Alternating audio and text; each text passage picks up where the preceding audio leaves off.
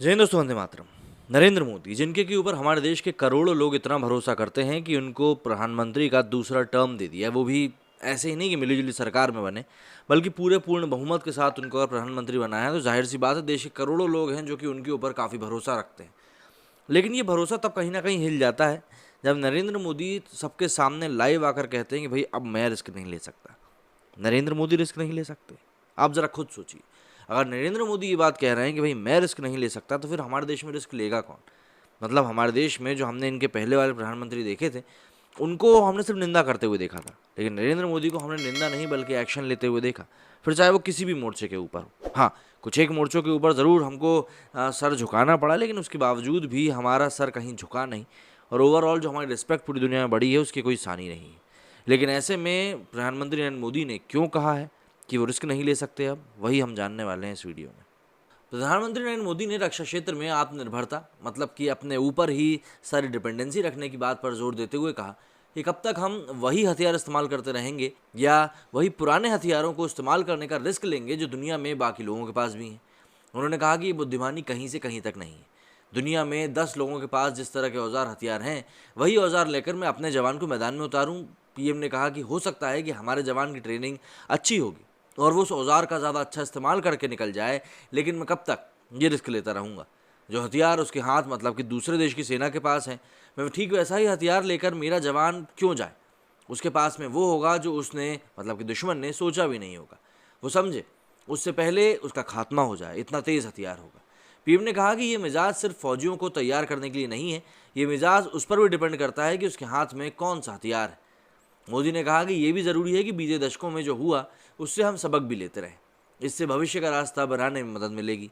समंदर का समृद्ध ट्रेड रूट हमारी विरासत का हिस्सा रहा है। हमारे पूर्वज समंदर पर इसलिए वर्चस्व कायम कर पाए क्योंकि उन्होंने हवा की दिशा के बारे में और अंतरिक्ष विज्ञान के बारे में अच्छी जानकारी ली थी। मोदी ने कहा कि भारत का डिफेंस सेक्टर आज़ादी से पहले भी काफ़ी मजबूत हुआ करता था और आज़ादी के समय देश में 18 ऑर्डिनेंस फैक्ट्री थी जहां आर्टिलरी गन सहित कई तरह के सैनिक साजो सामान बना करते थे। दूसरे वर्ल्ड वॉर में रक्षा उपकरणों के हम एक अहम सप्लायर भी थे। अब इसके बाद भी मोदी ने कहा कि फिर ऐसा क्या हो गया कि हम एक समय में सबसे बड़े इंपोर्टर बन गए। उन्होंने कहा कि आज़ादी के बाद पहले 1.5 दशक में हमने नई फैक्ट्री तो बनाई नहीं, पुरानी भी अपनी क्षमता खोती गई। 1962 के बाद मजबूरी में नीतियों में कुछ बदलाव हुआ, लेकिन रिसर्च इनोवेशन पर जोर नहीं दिया गया। दुनिया प्राइवेट सेक्टर पर भरोसा कर रही थी, लेकिन रक्षा क्षेत्र को सरकारी सोच के दायरे में ही रखा गया। पीएम ने कहा कि बिकाऊ माल से तो कोई इनोवेशन हो ही नहीं सकता। सीधे तौर पर मोदी जी ने यह कहा कि बीते दशकों की अप्रोच से सीखते हुए आज हम सबका प्रयास यही होना चाहिए कि ताकत से नए रक्षा परिस्थितिक तंत्रों का विकास किया जाए। आज रक्षा अनुसंधान एवं विकास को निजी क्षेत्र, शिक्षावादी, एमएसएमईज और स्टार्टअप के लिए खोल दिया गया है। अपनी पब्लिक सेक्टर डिफेंस कंपनियों को हमने सीधी सीधी तौर पर अलग अलग सेक्टर में संगठित करके उन्हें नई ताकत दी है। आज हम ये बात सुनिश्चित कर रहे हैं कि आईआईटी जैसे अपने प्रमुख संस्थान को भी हम रक्षा अनुसंधान और नवाचार से कैसे जोड़ सकते हैं।